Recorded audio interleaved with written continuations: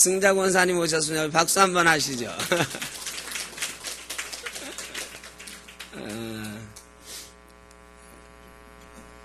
우리 박승자 권사님이 몇 달 만에 지금 나오셨어요. 다리 골절로 오래 고생하셨는데 감사합니다. 항공기 전시관이나 항공 역사를 기록한 이런 전시관 같은 데 가면 맨 앞에 보통 나오는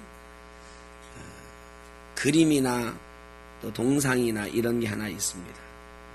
그게 어떤 거냐면 사람이 있고 사람 등에 이렇게 날개가 쫙 펼쳐져 있는 그런 동상이나 그림. 그리고 거기에는 대개 이카루스의 꿈 이런 제목이 붙어 있습니다. 옛날 신화에 나오는 이카루스의 이야기가 또 거기에 기록이 되어 있습니다. 다이달로스라고 하는 아주 재능이 뛰어난 조각가, 공학가가 있었습니다. 발명가이기도 했습니다. 이 사람이 어찌어찌해서 크레타 섬의 미노스 왕에게 몸을 의탁하게 되었습니다.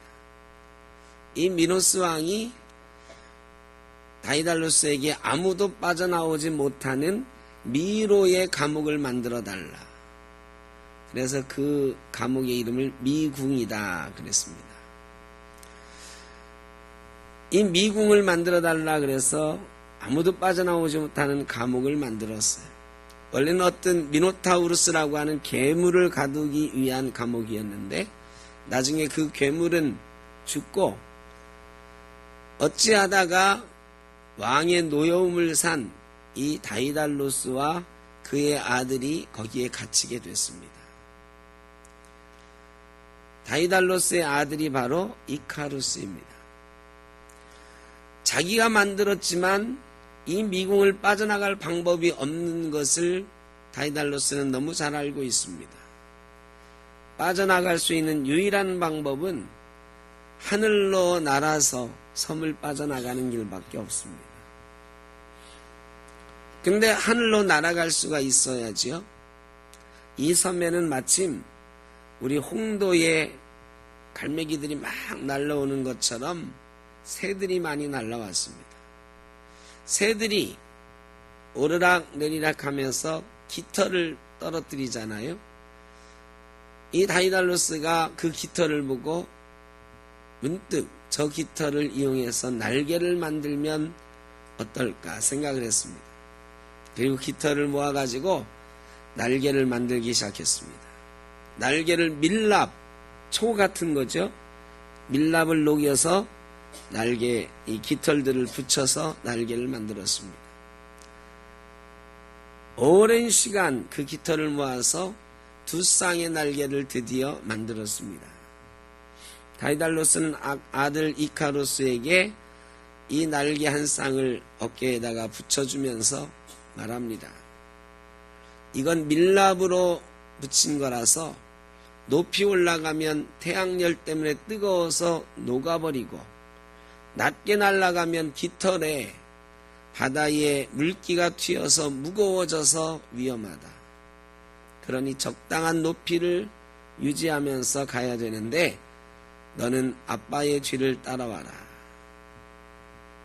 신신당부하고 둘이서 날갯짓 하면서 하늘로 올라가기 시작했습니다.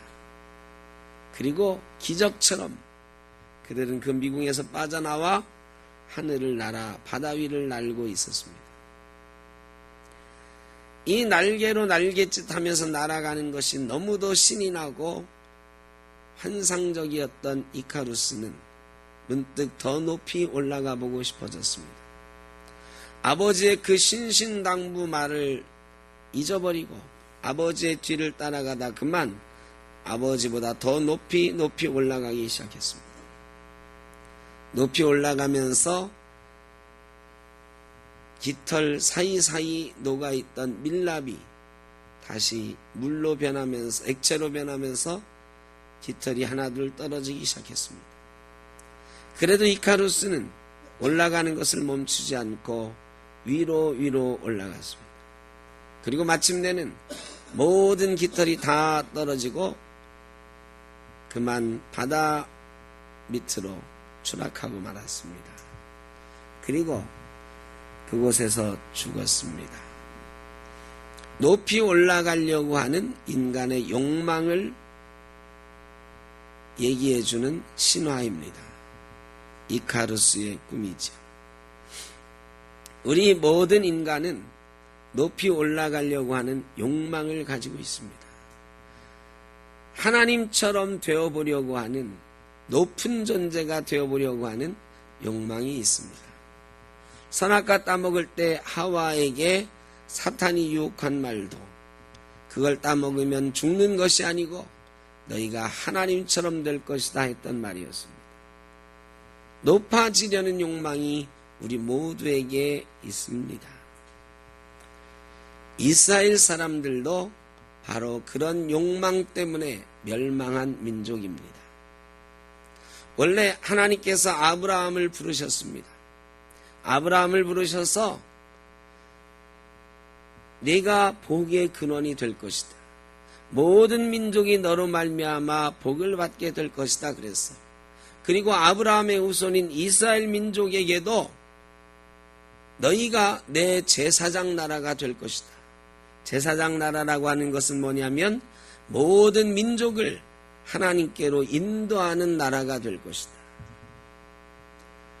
하나님과 사람 사이에, 하늘과 땅 사이에 중개자로, 매개자로, 복의 중개자로 아브라함과 이스라엘 민족을 세우신 것입니다. 그리고 그 조건은 하나, 하나님과 사람 사이에서 잘 날아가면, 계명을 잘 지키면, 하나님의 뜻대로 잘 살아가면 너희가 제사장 나라가 되고 복의 근원이 될 것이다. 땅의 복과 씨의 복을 누리게 될 것이다 말씀을 해주셨어요. 그런데 이스라엘 백성은 그 말을 잘못 생각했습니다. 하나님이 우리를 선택했다고, 우리가 하나님이 제일 사랑하는 민족이라고, 우리만이 하나님을 가질 수 있는 민족이라고 자기들을 선민이라고 말하기 시작했습니다. 다른 이방인들은 복받을 존재가 아니고 저주받은 존재고 심판받아 마땅한 존재라고 여기기 시작했어요.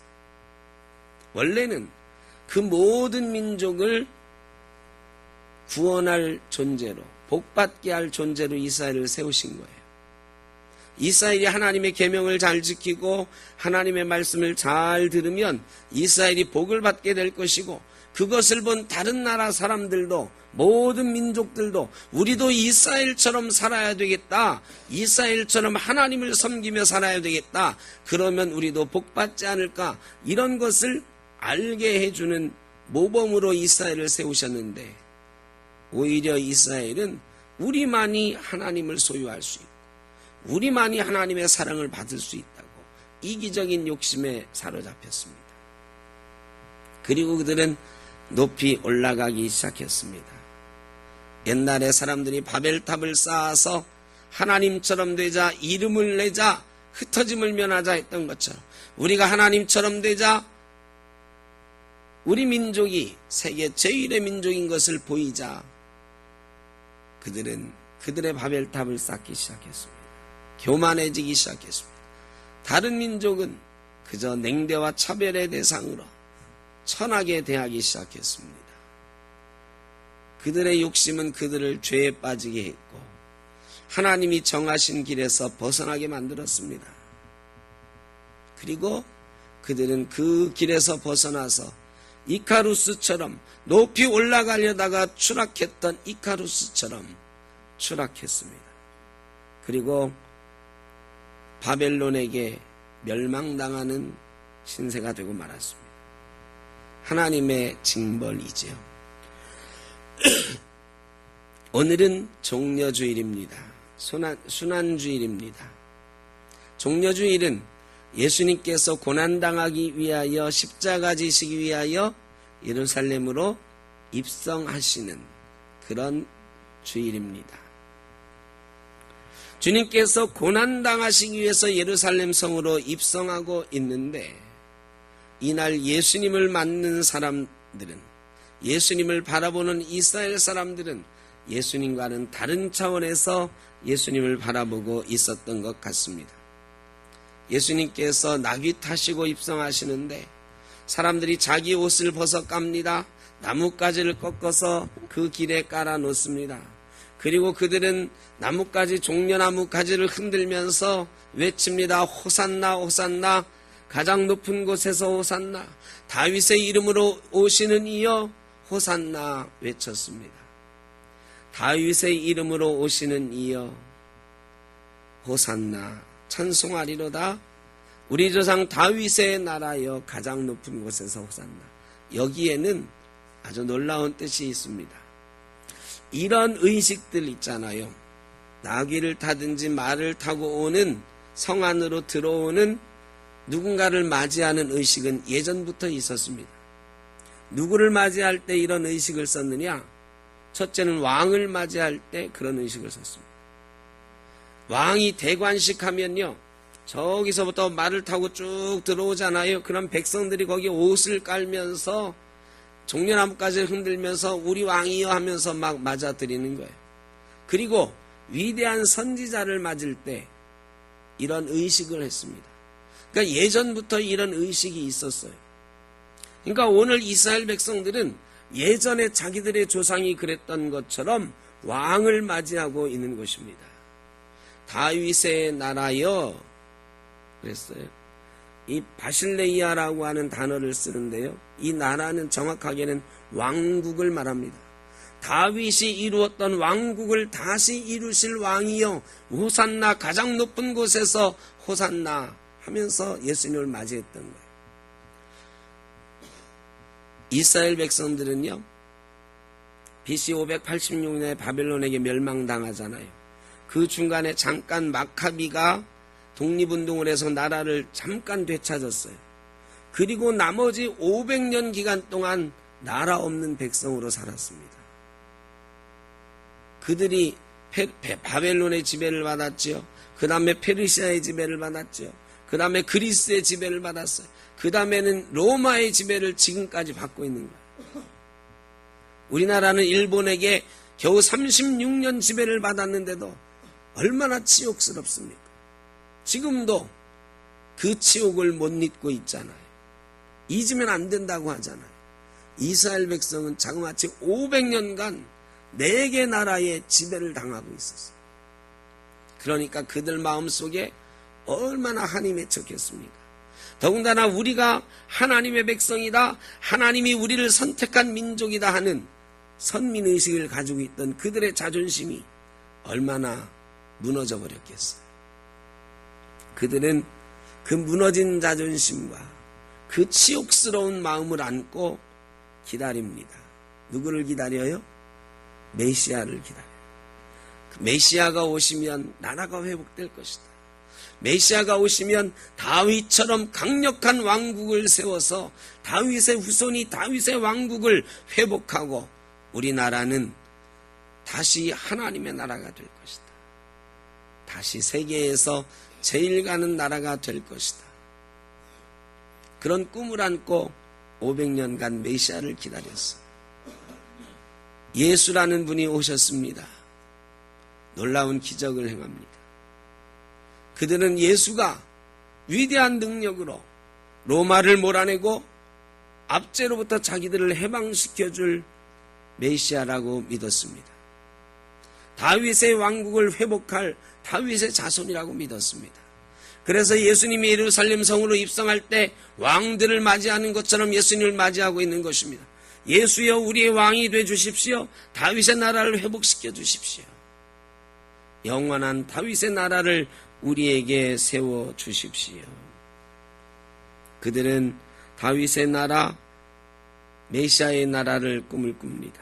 다른 민족을 위해 군림하는 나라, 높아지는 나라를 꿈을 꿉니다. 자기들도 다시 높아지리라는 환상을 갖게 됩니다.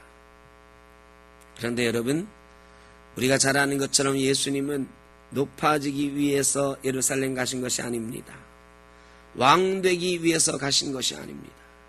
로마로부터 이스라엘을 해방시키기 위해 가신 것이 아니고 나귀 타고 겸손한 모습으로 가시는 예수님은 십자가 지기 위해서 가시는 것입니다. 고난당하기 위해서 가시는 것입니다. 가장 낮은 곳으로 가고 계시는 것입니다. 가장 높은 곳에 계셨던 하나님이셨지만, 하나님의 아들이셨지만 지금은 가장 낮은 곳에 오셨고 가장 낮은 모습으로 더 낮은 곳을 향해서 가고 있는 것입니다. 그런데 이스라엘 백성들은 지금 그분이 가장 높은 곳으로 가고 있다고 믿고 있는 것입니다. 인간적인 욕망으로 가장 높은 곳을 바라보며 예수를 보고 있는 것입니다. 빌립보서 2장에 보면 너희 안에 이 마음을 품으라 곧 그리스도 예수의 마음이니 그는 근본 하나님의 본체시나 하나님과 동등됨을 취할 것으로 여기지 아니하시고 오히려 자기를 비워 종의 형체를 가지사 사람들과 같이 되셨고 사람의 모양으로 나타나사 자기를 낮추시고 죽기까지 복종하셨으니 곧 십자가에 죽으심이라. 그리스도 예수의 마음은 죽기까지 복종하는 마음, 십자가 지시는 마음이에요. 지금 예루살렘 성으로 입성하시는 예수님의 마음에도 이 십자가가 있을 뿐입니다. 그러나 사람들은 다윗의 왕국이 보이고 왕관이 보이는 것입니다. 예수님을 받아들이는 우리는, 예수님을 맞이하는 우리는 어떤 모습입니까? 지금 우리는 어떤 모습으로 예수 그리스도를 맞이하고 있습니까? 혹시 그 당시의 이스라엘 사람들처럼, 그 당시의 군중들처럼 왕 되신 예수님, 우리를 높이시는 예수님을 바라보고 있는 것 아닙니까? 그들의 환상은 얼마 지나지 않아서 깨졌습니다. 그 뒤로부터 닷새 후에 예수님은 그들의 기대와는 다르게 로마 병정들에 의해 잡혀가셨습니다. 로마 병정이 잡아갈 때에 사람들은 기대했을 것입니다. 이제 기적을 일으켜 로마를 무찌르게 될 것이다. 빌라도 재판정에 섰을 때 사람들은 또 기대했을지 모릅니다.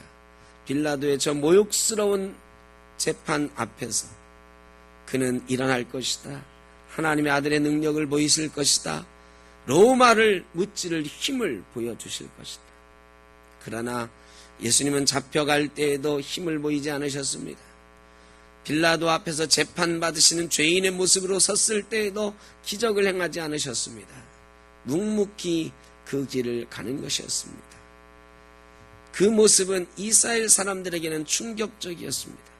왕으로 오시는 줄 알았는데, 위대한 능력을 가지신 메시아인 줄 알았는데 너무나 연약한 모습으로 재판정에 서 있는 예수의 모습을 보면서 그들의 기대와 환상은 깨어지고 절망과 분노로 변하기 시작했습니다. 그리고 그들은 예수 그리스도를 향하여 그렇게 말합니다. 십자가에 못 박으시오. 십자가에 못 박으시오. 예수를 십자가에 못 박으시오. 힘없는 메시아, 십자가 지는 메시아는 그들에게 필요 없었던 것입니다. 오로지 자기들을 높여주고 자기들을 회복시켜주고 자기 나라를 세워줄 메시아만이 필요했던 것입니다. 그 환상이 깨지면서 그들은 예수를 십자가에 못 박으라 소리치게 되었던 것입니다. 우리도 죄에서 해방되어 날개를 얻었습니다. 영원한 지옥의 나락으로 떨어뜨릴 수밖에 없는 우리가 예수 그리스도로 말미암아, 예수 그리스도의 십자가 지심으로 말미암아 날개를 얻었습니다. 구원의 날개를 얻었습니다. 그리고 이 날개로 천국을 향해 갈 수 있게 되었습니다. 여러분, 천국 가는 그 길은 예수님 따라가는 길입니다. 십자가 따라가는 길입니다. 우리가 높아지는 길이 아니에요. 우리가 부자 되는 길이 아니고 세상 권력을 얻는 길이 아니에요.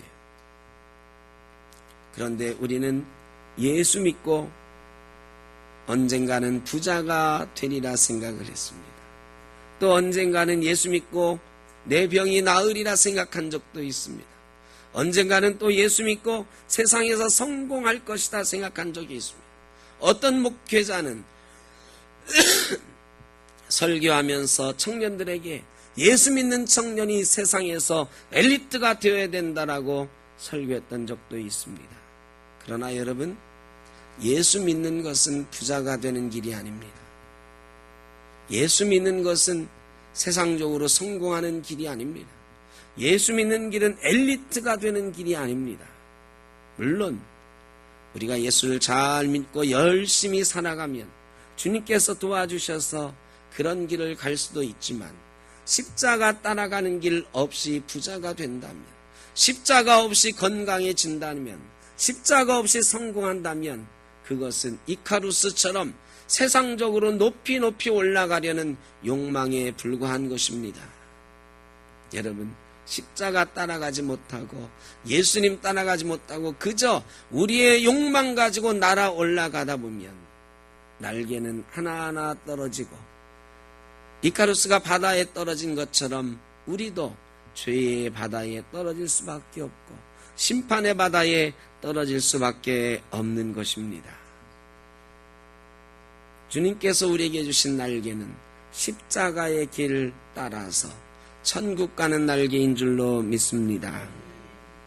예수 그리스도의 희생과 죽음 위에 우리의 생명이 있고 구원의 날개가 주어진 것입니다. 작곡가 중에 슈베르트라고 하는 사람이 있습니다. 워낙에 유명한 사람이지요. 근데 이 슈베르트가 많은 음악을 남겼는데 그의 대표적인 교향곡이 미완성 교향곡입니다. 제가 음악을 잘 모르는 사람인데 찾아보니 교향곡은 4악장으로 되어 있답니다. 도입, 전개, 절정, 그리고 결론, 이렇게 4악장으로 이루어져야 교향곡이라는 거예요. 그런데 베토벤이 남긴 가장 유명한 교향곡은 미완성 교향곡입니다. 왜 미완성 교향곡이라는 제목이 붙었는가? 슈베르트가 붙인 게 아니고, 제가 베토벤이라고 그랬나? 슈베르트가 붙인 게 아니고 사람들이 붙인 거예요. 원래 4악장으로 교향곡이 되어 있어야 되는데 슈베르트가 남긴 이 교향곡은 2악장으로 되어 있어요. 첫 번째 악장과 두 번째 악장이 있고 세 번째 악장은 20마디밖에 없어요. 사람들이 그 이유를 찾으려고 애를 썼습니다. 왜 슈베르트가 이 2악장밖에 곡을 쓰지 않았을까? 병에 걸려서일까? 아니면 곡을 쓰다가 더 이상 영감이 떠오르지 않아서였을까? 아니면 그가 깜빡깜빡하는 버릇이 있는데 이것도 그만 깜빡한 것이 아닐까? 원래는 어떤 그라츠 음악협회라고 하는 곳에 교향곡을 주기로 약속을 했었는데 그 약속을 잊어버리고 안 쓴 것은 아닐까? 여러 가지 추측을 했지만 명확한 근거들은 없습니다. 어쨌든 슈베르트가 많은 곡을 썼는데 교향곡 중에는 이 미완성 교향곡이 제일 유명합니다.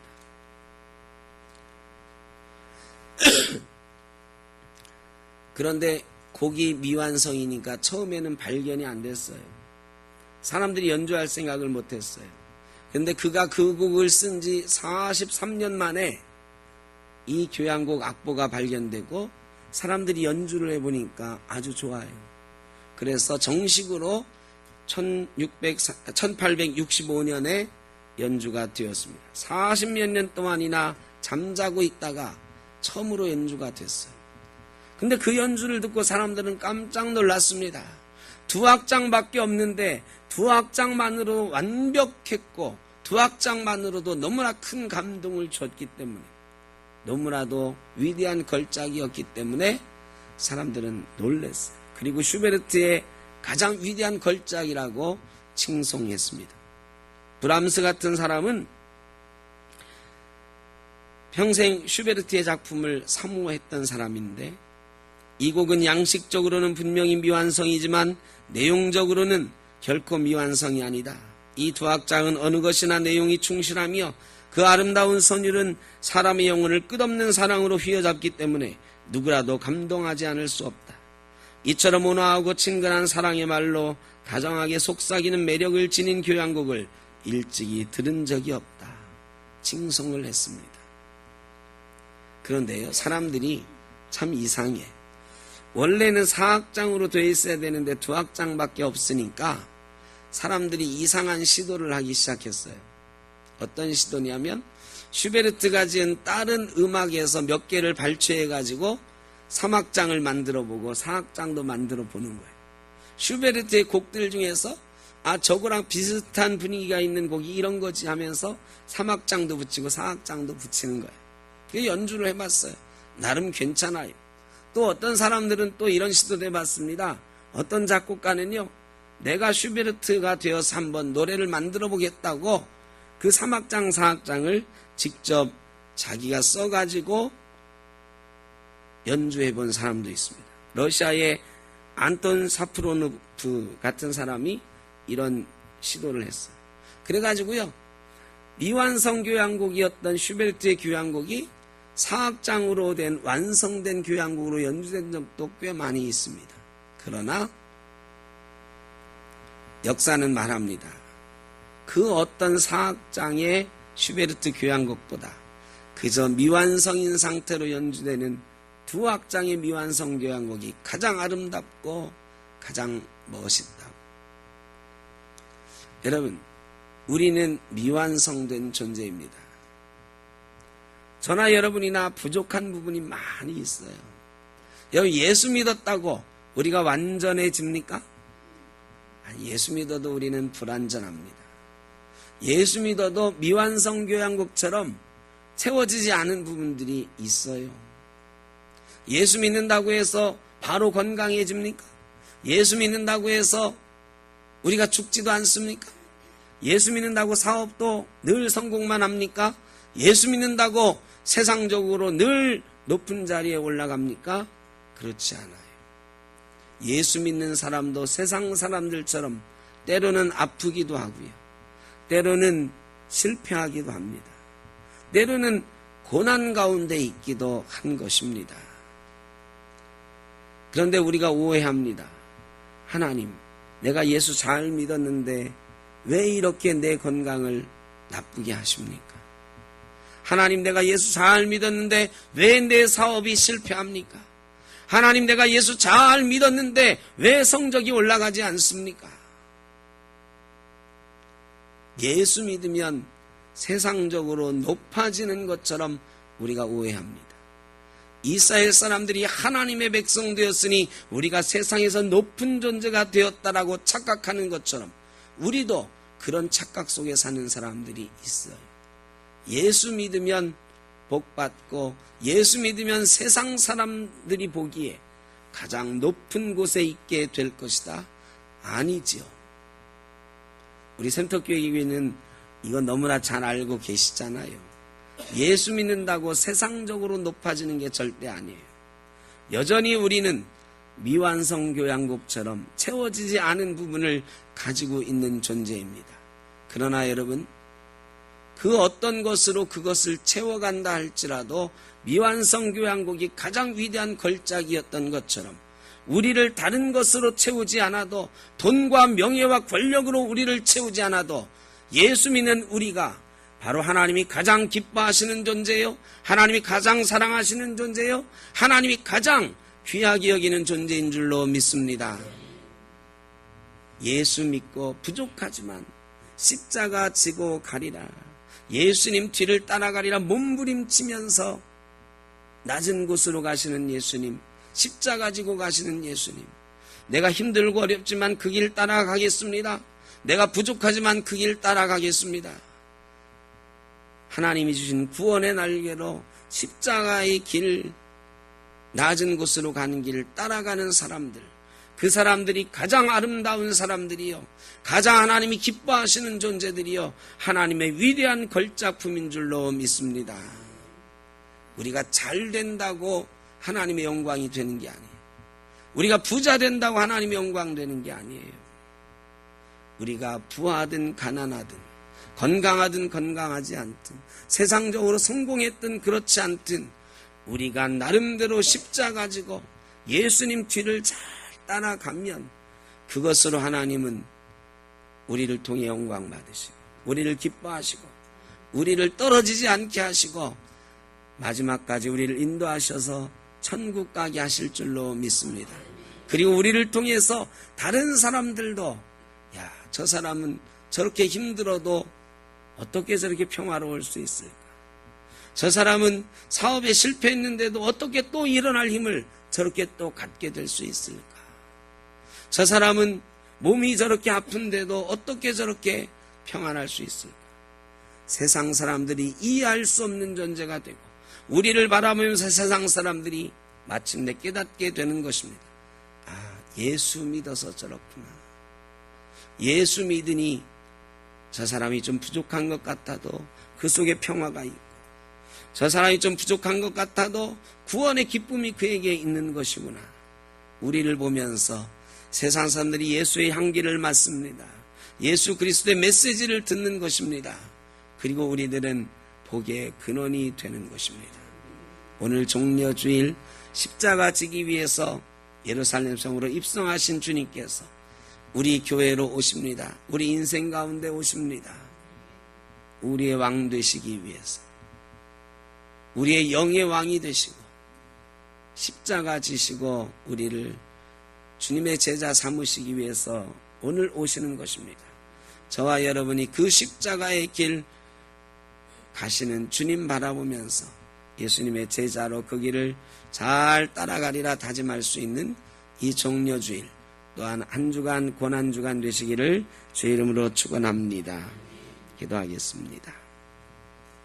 사랑의 아버지 하나님, 저희는 부족하고 연약하지만 주님 가신 길을 열심히 따라가려 합니다.